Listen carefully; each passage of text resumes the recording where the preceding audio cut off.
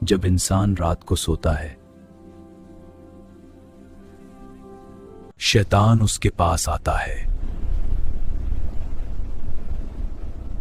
गले और पहली गिरा लगाता है, फिर दूसरी गिरा,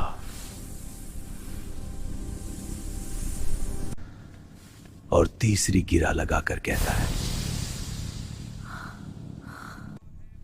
अभी रात बहुत बाकी है, सो जाओ।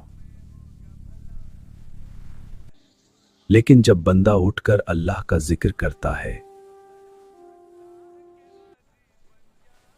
सुभान अल्लाह, तो पहली गिरा टूट जाती है, और जब वो वुदू करता है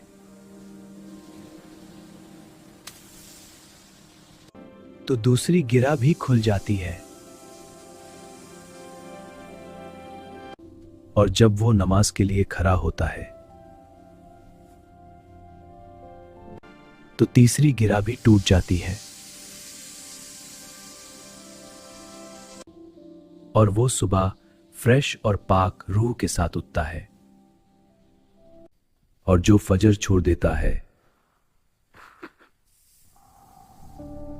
शैतान उसके कान में पेशाब करता है। फैसला आपका है, फजर या गफलात।